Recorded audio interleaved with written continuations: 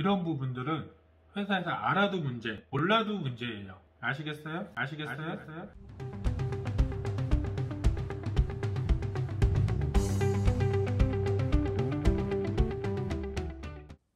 안녕하세요. 니가도 도우마스터입니다. 여러분들은 집에 어떠한 중문을 하고 싶고 현재 어떠한 중문이 되어 있나요? 오늘은 구해줘 중문 스윙도어에 대하여 알아보도록 하겠습니다. 중문의 한 종류인데요.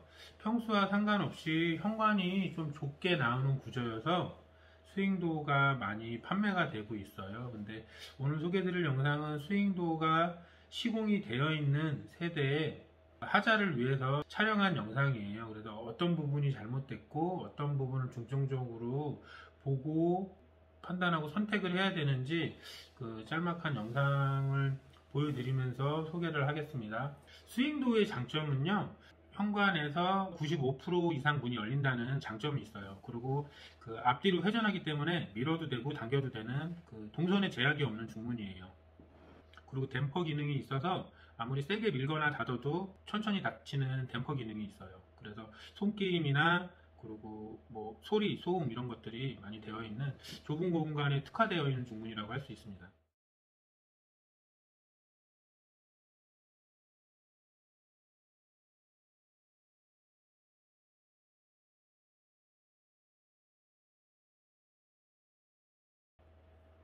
지금 보시는 영상은 그 스윙도어의 마감 부분인데요. 지금 자세히 보시면 영상에도 이색이 있는 것을 보실 수 있을 거예요. 저기 상부 마감평판, 인방평판이라고 하는데요. 상부 부분 그리고 수직으로 되어 있는 문선 마감이 색깔이 이색이 있어요. 이게 이색이 있는 이유는요.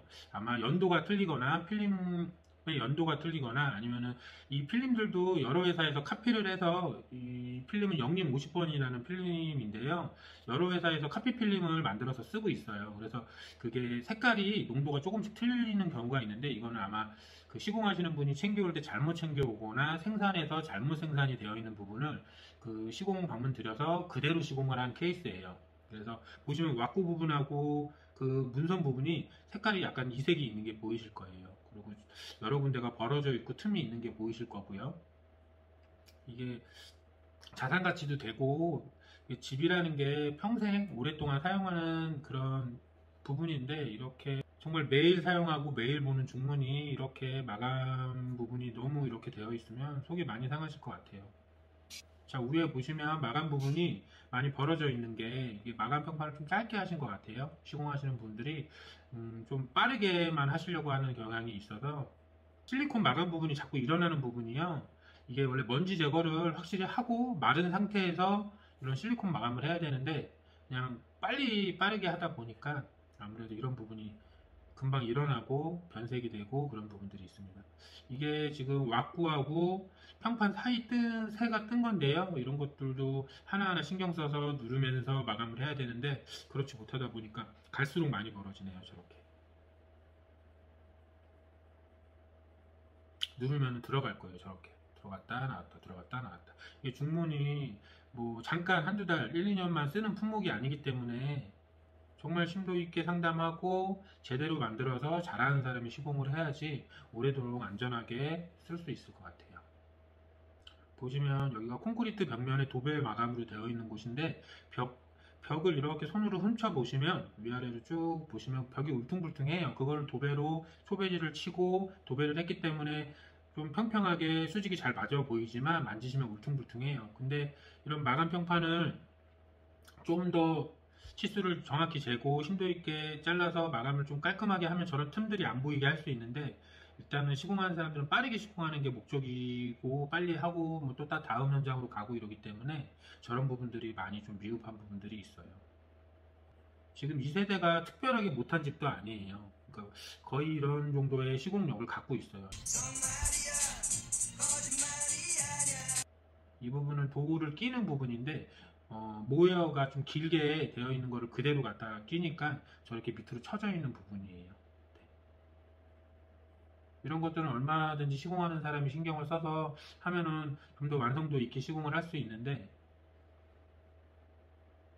쭉 내려가면서 보시면 점점 벌어진 게 보일 거예요.